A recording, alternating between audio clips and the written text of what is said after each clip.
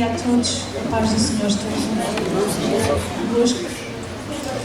Eu acredito que Deus está aqui nesta manhã e acredito que Deus tem uma mensagem para nós muito clara.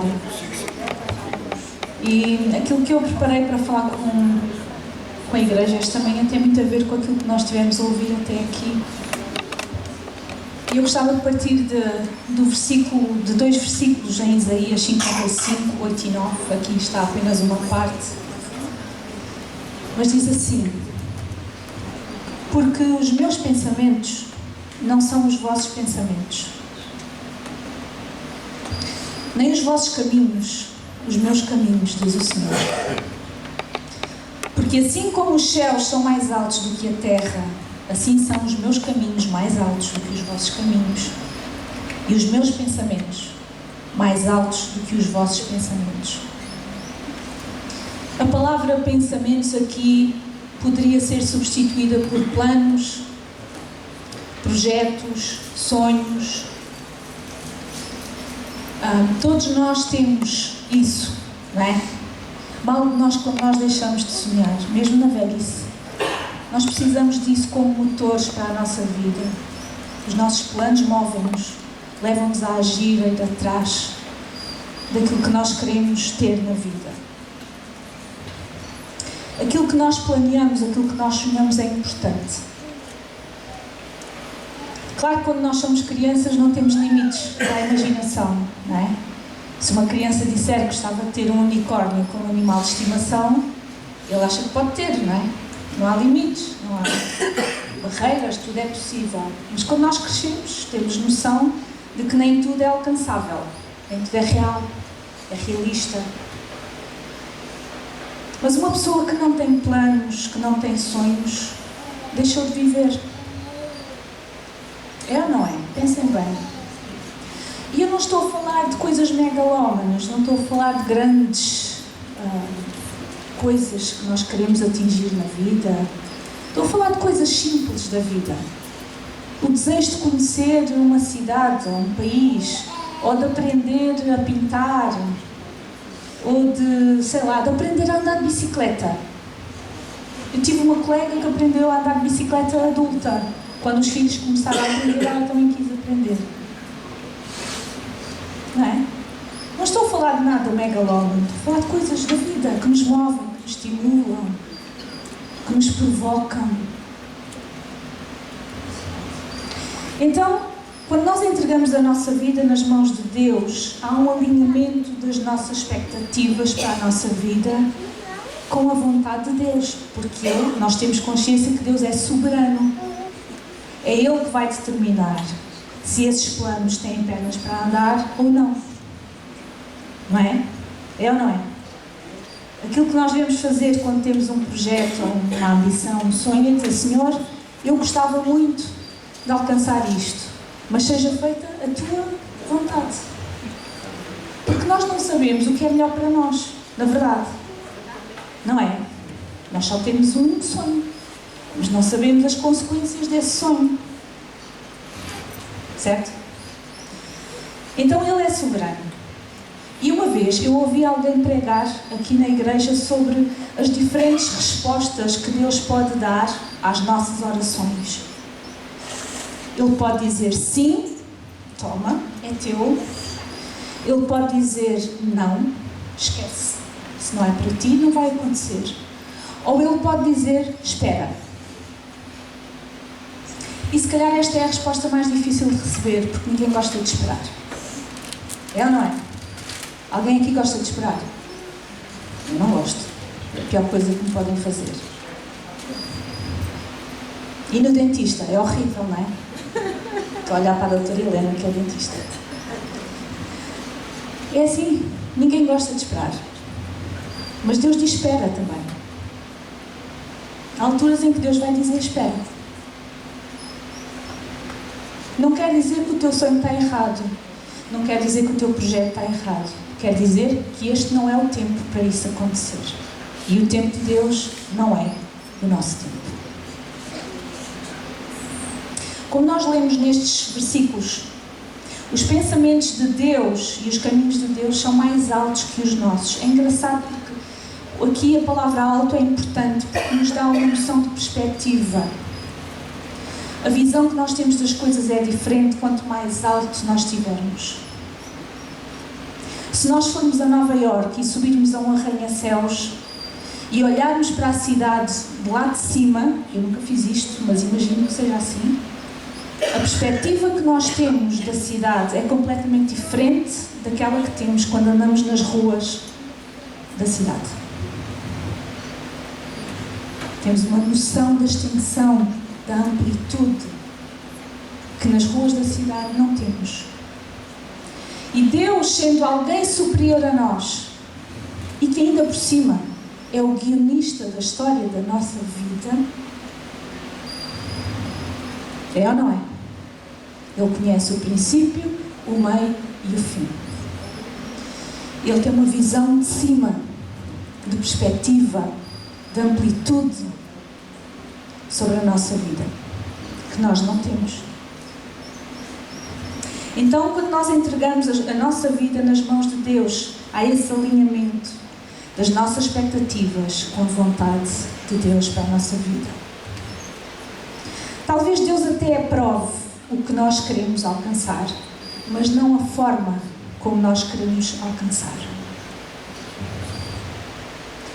O objetivo pode estar correto, o caminho não. E Deus troca-nos as voltas muitas vezes por esse motivo. O povo diz que Deus escreve direito por linhas tortas, não é? E Deus troca-nos as voltas muitas vezes porque o objetivo está correto, mas o caminho não. Então, eu quero-vos contar como é que eu aprendi esta lição. Foi há 30 anos, e eu até me custa dizer isto, mas foi há 30 anos que eu aprendi que Deus escreve direito por linhas tortas. Foi mais ou menos nesta altura, eu candidatei-me à universidade e durante todo esse ano de 1993 foi um ano assim muito diferente na minha vida, porque eu vivi quase como um morcego. Eu fiz o 12º ano à noite, no liceu, na altura só havia à noite, e eu só saía de casa para ir ter explicações com uma professora que me estava a preparar para os exames. E pouco mais. Eu queimei as pestanas nesse ano a estudar. Porquê?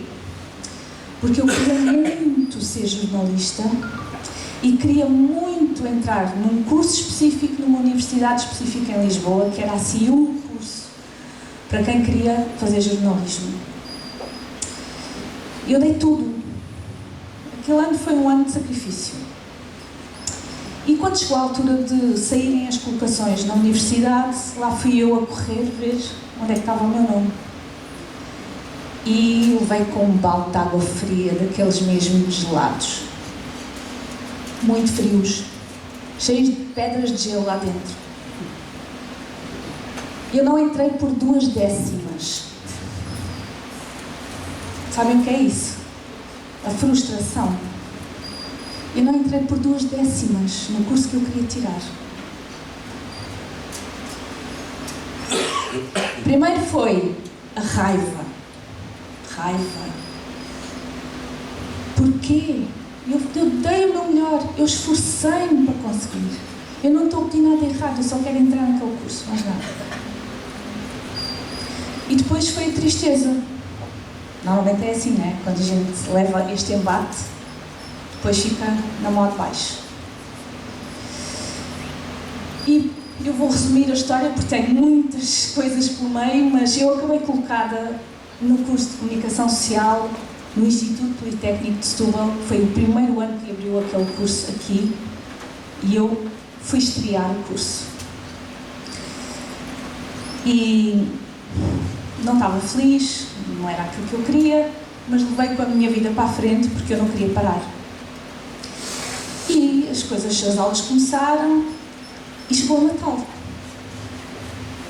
E quando chegou o Natal, nós estávamos na véspera de Natal lá em casa e depois de jantarmos começámos a trocar os presentes, como é habitual, e a minha mãe deu-me um envelope para a mão.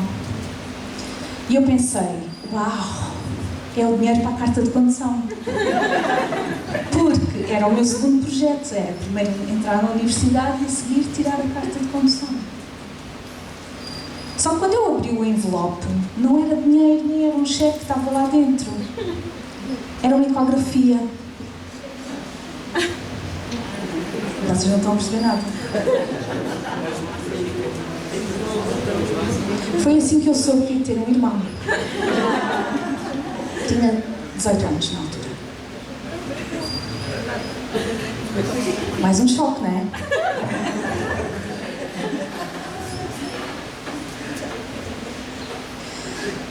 Bom, resumindo, eu mais tarde percebi porque é que eu não entrei na faculdade em Lisboa. A vida da minha família estava prestes a mudar e eu não sabia, porque não tinha como saber. Eu tinha a paragem do autocarro à porta de casa para ir para a escola. Eu demorava 15 minutos a chegar à minha faculdade. Os meus pais tiveram a liberdade. Está aqui o culpado da ecografia, que é o Dr. Munhoz. Foi ele que a fez. Os meus pais tiveram a liberdade de poderem continuar a servir a igreja quando foi preciso.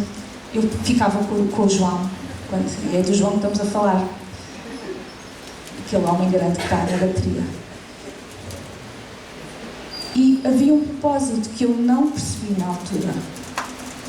Só para resumir a história, eu nunca fui prejudicada profissionalmente na minha carreira pelo facto de não ter entrado no curso que eu queria, porque era o mais prestigiado, achava eu. Pelo contrário, eu sou a única pessoa da minha turma que fez carreira em meios de comunicação social nacionais. Ninguém mais fez. Sou a única pessoa. Nada me prejudicou profissionalmente. Pelo contrário, Deus abriu muitas portas para mim. Muitas. Então, o objetivo de ser jornalista estava correto. Só o caminho é que não. E Deus trocou-me as voltas. Mas Ele cumpriu o meu sonho. E eu queria terminar com um versículo que me acompanha desde a minha adolescência e que é assim o meu mote de vida, que é o Salmo 37:5, que diz assim: entrega o teu caminho ao Senhor, confia nele e Ele tudo fará. Amém? Vale a pena confiar em Deus, irmãos. Mesmo quando o caminho parece estar muito estranho, não fazer sentido, Ele está no controle e Ele sabe aquilo que é melhor para nós. Amém?